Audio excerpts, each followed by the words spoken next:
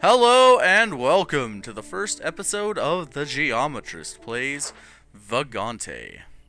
Vagante is a roguelike game. It's a platformer, RPG, dungeon crawler kind of thing. Think of something similar to Rogue Legacy, but without so much actual permanent progression. Now, it's been a while since I've played this game. This game is actually in early access, and so it changes rather often. So the first selection that we have here is a selection of a class. There's the Knight, the Rogue, the Mage, and the Wildling. And these classes have various backgrounds you can choose from, and also skins. That's purely cosmetic. I like the Knight with the horns. That's a personal preference thing. So we'll take a look through the backgrounds. Those provide some passive benefit or also potentially detriment. So you can see like strong, you start out slightly stronger. Bookworm lets you learn spells more easily, but you take a penalty to strength and defense. Snake Eater, which is our sweet Metal Gear Solid 3 reference, lets you heal from poison potions, but have reduced effect on healing potions. And Synchronized makes it be something along the line of working like super hot, or like, that's probably the best comparison. Crypt of the Necrodancer, not so much, because you have to move with the game, not the other way around. But Synchronized really makes the whole affair into a turn-based kind of deal. I'm going to start with Snake Eater, just so that I don't get murdered by drinking a poison potion in the very first episode of this game. You'll also have to give me a moment to get acclimated with what does what. Let's see. This tells me how to unlock things, which I'm not really concerned about right now. How do I actually get out of here? Okay, it's start. So yeah, we'll hit right trigger to go on in. That's weird starting us in water. Okay. So we do start with the ability to level up. Generally, I always take this first rank of sword skills first, as the Knight. It allows you to do this. I'll show you the attack. When you're in the air, you can press down to point your sword down, and that will. Okay, down picks stuff up. I'm getting a little bit acclimated to the controls of this as well, since it has been a while since I've played.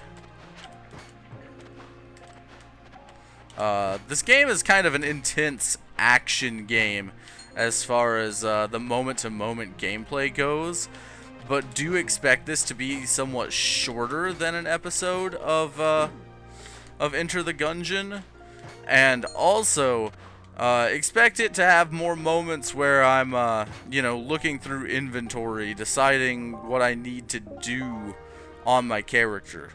So, we'll read this scroll and see what it does. Turns out that we found a magic mapping scroll, which gives us some sight of what's to come. We still can't see enemies that aren't lit up, but we do have the layout of the dungeon now. So, the red scroll applies to an item. I'm going to apply it to that potion, and that's what I hoped for. It was a potion of, or a scroll of Identify, which revealed that that potion was a potion of strength. The bloody, yep. So this is where we can sacrifice HP to gain strength. Think of it as like, there's a similar function in Enter the Gungeon with the statue where you can offer a heart to gain strength. Here, it's not actually quite so bad on account of the fact that you offer HP temporarily rather than permanently. but that HP is somewhat difficult to come across in this game. Now, I'm not going to equip this hammer on account of the fact that I have a sword skill that I've currently spec'd into. Oh, I got shot by that trap because I forgot what they look like. So we got another scroll of magic mapping, which could be very helpful on the next floor. I'm also, I'm probably gonna go ahead and purchase this potion of regeneration so that I can quaff it right now and heal. I'm also gonna quaff the potion of strength. What statue are you? A scholar. I don't know what you do. Can I break you? Because I don't appear to be able to push it at all. Such ignorance. I don't know what that did.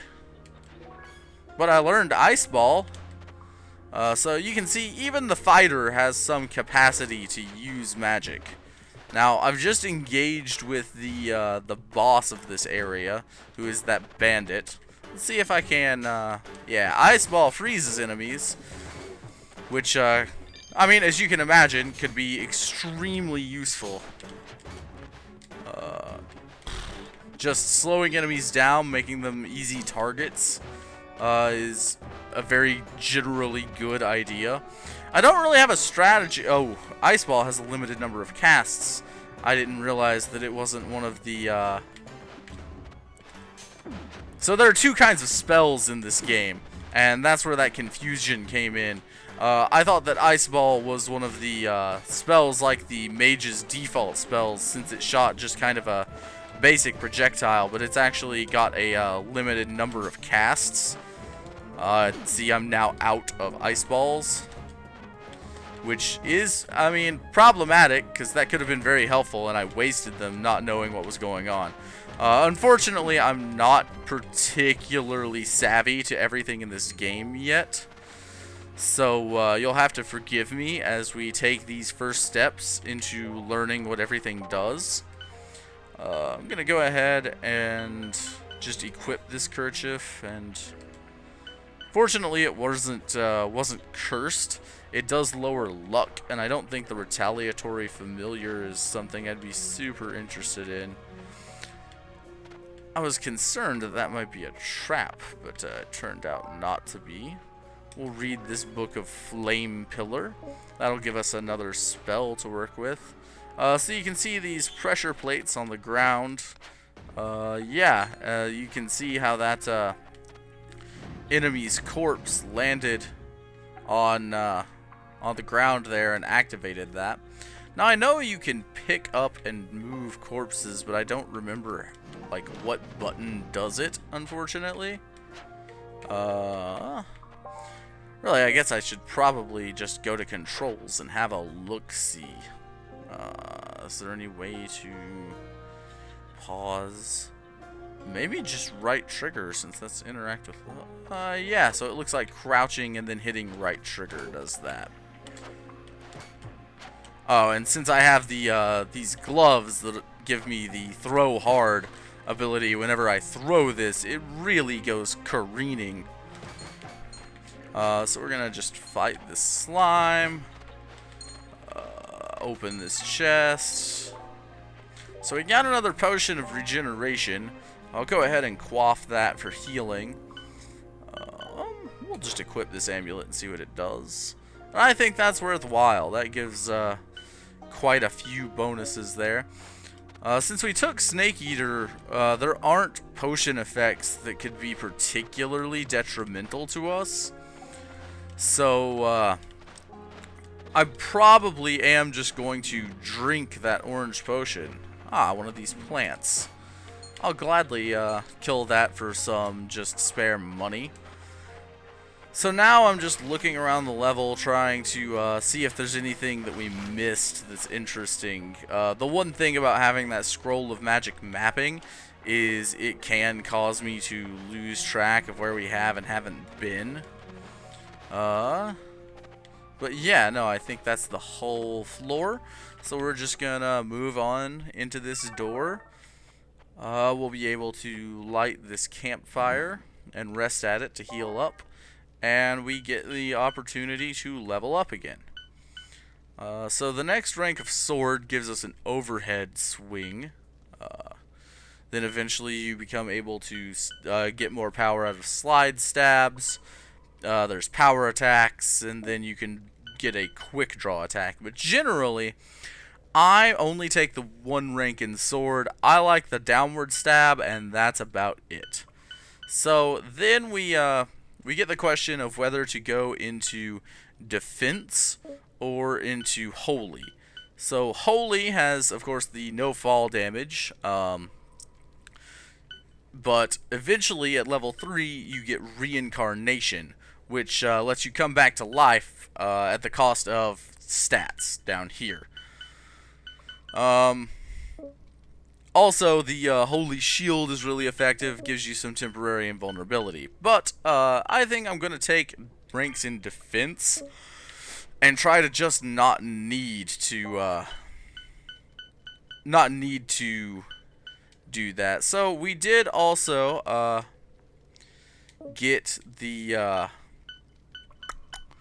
we got a second spell, which we can quick cycle with let's see, how do you do that again? Is it, yeah, okay, so the left bumper plus a button switches the item that's in that inventory slot. So for the time being, we're gonna kit out with this here ice block spell. We're also going to take a moment here to use our other scroll of magic mapping to have a look around. And okay, so the potion was, I guess, iron skin or stone skin or something of the like. Which means that we will be taking less damage from enemies, which is fantastic. So the shackled gives you a reward for bludgeoning his statue. You know, free him, and some nebulous badness supposedly happens. I guess you get a forcible cursed item in your inventory, which, considering, is actually really terrible. Never mind, we got a sweet uncurse. So we were able to remove that curse from ourselves, and yeah, we don't want to use that repulsive kerchief at all. So hopefully there will be a shrine at which we can trade that away. We can learn another spell. Yep. But I do want to... Okay, so we can place the base portal and then use that to get out of bad situations. The boss was really nearby here, which could potentially be disastrous. Ooh, this boss can be frozen. And that's actually going to make this likely significantly easier, because I'm just going to wait for him to come up and be on level with me, and then I'm going to freeze him and hit him with a bunch of down stabs. And I'm going to jump onto some spikes and end my game immediately, because traps in this game are absolutely devastatingly brutal. So that was a really short run, and I mean, that's fine. These videos can be pretty short while I'm still bad at the game. 10 minutes isn't too bad for a YouTube video. So that'll be it for this first episode, and I'll see you guys later.